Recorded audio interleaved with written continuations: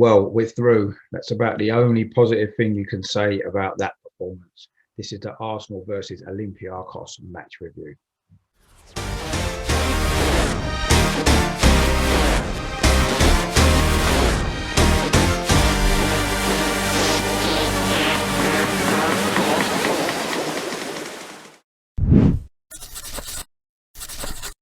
Hello, my name is Richard. Welcome back to my channel. Over and over again, the Positive Arsenal channel. In this video, I'm going to look back on last night's defeat here at the Emirates against Olympiacos in the last 16 of the Europa League. Although, of course, we have made it through to the quarterfinals on aggregate. I'm going to look at the team lineup. I'm going to analyse the performance, and I'm going to somehow pick a man of the match. Before I get into all that, I just want to make sure that you are subscribing to my channel. If you're new here and you like some positive Arsenal content, or maybe you've been before and you haven't got around to doing it yet, please click on the subscribe button down in the corner there. It does help the channel to grow, reach a larger audience. It's completely free of charge. Also, please give the video a like if you enjoy it, and if you've got any comments at all to make about the team lineup last night, the performance, or anything at all to do with Arsenal, please drop them in the comments box below, as I do love to hear from you guys, and I do try to reply to as many as I can.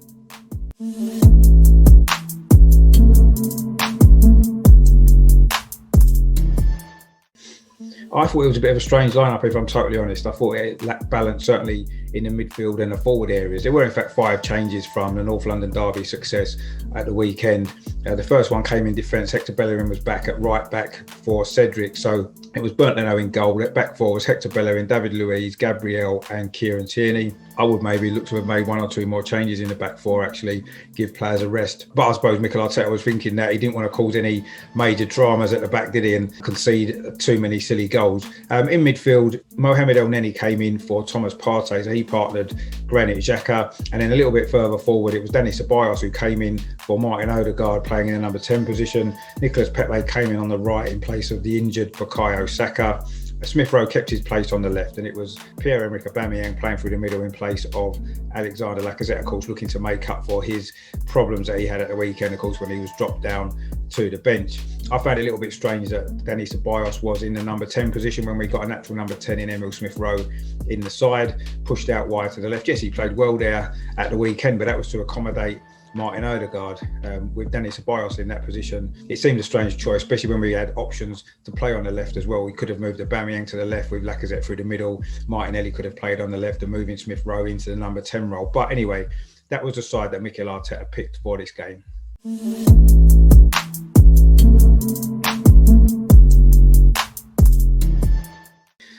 I mean, overall, then that was one of the poorest performances that we've produced for quite some time. Almost took us back, didn't it, to that spell before Christmas when we were losing games regularly here at this stadium. Yes, it was a tricky situation to be in when you've coming out knowing that all you've got to do is avoid a 3-goal defeat. I guess it's quite easy to maybe not take too many risks going forward and to just try to hang on to what you've got. And I suppose in the first half, that was what we did. We had 1 or 2 chances to score as well, didn't we? Nicolas Pepe done well initially to beat the goalkeeper to the ball who came charging out. He was slightly off balance when he shot, and instead of maybe squaring it for Aubameyang, he tried to poke the ball towards the goal, and it was deflected off Socrates into the side netting.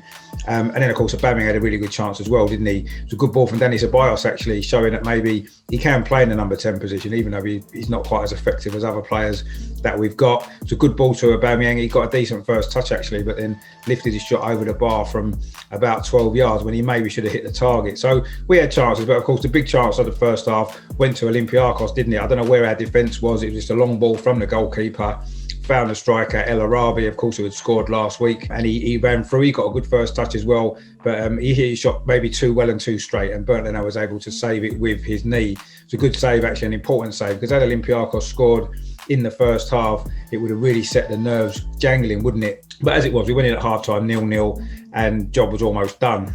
Of course, Olympiacos came out in the second half with nothing to lose. They threw everything at us, actually, certainly for the first 10 or 15 minutes, and it paid off for them when they did get the goal. A little bit fortunate, maybe. It was a deflection from El Arabi's shot off of Gabriel, left Leno with no chance at all, and went into the corner of the net. And suddenly Olympiacos maybe felt they had a chance. They needed 2 more goals. We made a few substitutions to try to shake things up. It was really good to see Gabriel Martinelli get back on the pitch. First time he's played for a long time, and he actually had an immediate impact as well, didn't he? It was a challenge on him by the Olympiacos defender Bar.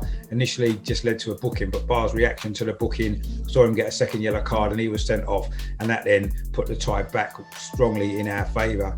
Of course, Martin Odegaard also came on as well, showed some lovely touches as well. And you could see that when we had a bit more balance to the side later on in the game, we certainly looked a lot more threatening. In fact, we could have scored a couple of goals on the counter-attack as Olympiacos did begin to take more and more chances. Aubameyang missed a couple of absolute sitters that usually you would expect him to bury. There was one when he ran through from halfway. It was Odegaard with a lovely ball. He just lacked composure with his finish, didn't he? Tried to be too clever and chipping it over the keeper when all he had to do was stroke it into the corner. And then a little bit later on, Martinelli did really well down the left-hand side, found Aubameyang in the middle where he tried to flick it towards goal. The goalie made a good save, but the rebound came back to him, and again he showed no composure and fired the ball over the top of pretty much an open goal from close range. So it definitely wasn't Aubameyang's night at all. And in the end, we've actually lost this game 1-0, which was really disappointing. Yes, we've gone through, and you have to be pleased about that. In any cup competition, the key is getting through to the next round, and we did that. But in the end, I suppose you could say that this performance has asked a few more questions than it's answered. Do we look capable of going on to win this competition? I don't think we do.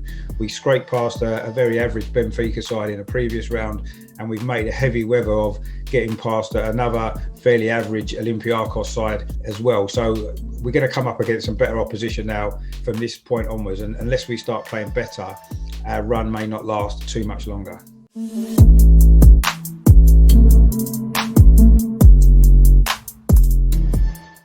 I mean, how could you pick a man in a match from that? Nobody really stood out, did they? But Leno didn't have much to do, did he? He made that good save in the first half, and he couldn't do anything about the goal. Or deflection obviously caught him out, so you can't really blame him for that, and he didn't really have anything else to do.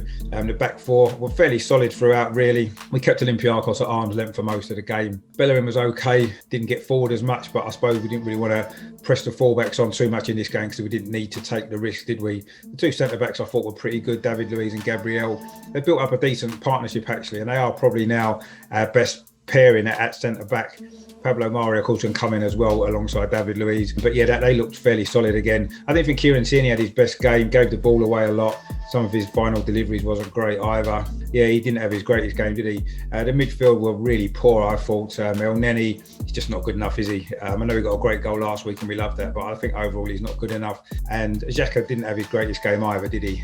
Gave the ball away a few times and maybe wasn't as effective as he has been in recent weeks. Of course, at the other end, at the top end of the pitch, again, we was quite poor, really. We wasn't clinical enough, was we, at all? Ceballos gave the ball away again for the goal. That's our last 4 goals conceded in Europe have all come from Dani Ceballos losing possession of the ball and making a mistake. So really, really poor from him again. And I thought that Smith Rowe didn't really get in the game, did he? Ran out of legs a little bit towards the end, looked tired. Pepe works hard defensively, didn't he? He tracked back well, won the ball back a few times, but again, when he's in good positions, he gets himself into some great areas of the pitch further forward, but quite often his final delivery, his final decision making, it still lets him down. He did it a couple of times last night, could have scored a couple of goals, poor finishing. That's what lets him down, and he didn't play badly, but until he can be more consistent in his final ball, he's never going to be the player that we hope he will. And of course, Aubameyang up front had an absolute nightmare, didn't he? Couldn't finish his dinner. Several chances he had, should have hit the target, should have done better. He could easily have had a hat-trick last night, and he fluffed them all. So really, really poor from him. So you look through that whole team and you think, who stood out? Nobody. So for me, it's going to have to be one of the substitutes. Obviously, the two that came on that made the biggest impact for me were, first of all, Martin Odegaard. I thought he came on, looked really sharp, lovely little passes that he produces. He created a few chances for his teammates, could have had an assist or two on another day. Thought he looked really good. But for me, I'm going to have to give it to Gabriel Martinelli. Just great to see him on the pitch. He had an immediate impact, didn't he? Getting the Olympiacos defender sent off, and he looked really sharp as well, didn't he? He looked lively, worked really hard, and you can see what he brings to the team, and it makes you wonder even more why the last 2 months he's been sitting on the sidelines not getting a game when people like Willian and Pepe and even Aubameyang have been getting picked on a regular basis. He can offer us much more than all of those players, and hopefully now this could be the start of him getting back in the team. But for me, the man of the match last night, I'm going to have to give it to Gabriel Martinelli.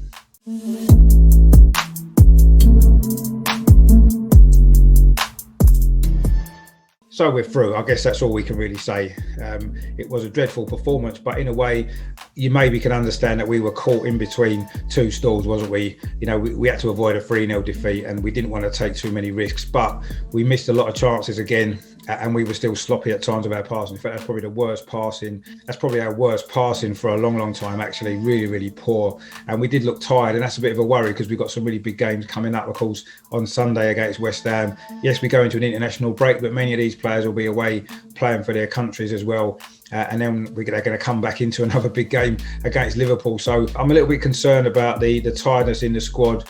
I know that we've been rotating 4 or 5, 6 changes every game at the moment, but there looks some players have been playing a lot of football. They look very tired, and of course it's led to a couple of injuries as well, hasn't it? Bukayo Saka in particular may have to miss his England call up as well, which would be a shame, wouldn't it? So yeah, I think all we need to focus on is the fact that we've got through. Obviously the draw's a bit later on today. Let's look out for that, and let's hope that we can get a good draw. But we can't do anything about who we get, can't we? All we can do is whoever we get, we're going to have to play better than we did last night. In fact, we're probably going to have to play better than we have in all 4 of these knockout games so far in this competition, because we've not been great in any of them and we have kind of muddled our way through. But sometimes that's what you need to do, and hopefully we can pick up our performances and push on in a competition when we come up against some better opposition, obviously, now going forward. So yeah, not a great performance, but let's just be pleased about the fact that overall we won the tie on aggregate. We are into the quarterfinals, and we can look forward to a longer run in a competition now, which is certainly better than certain other teams that didn't quite make it last night.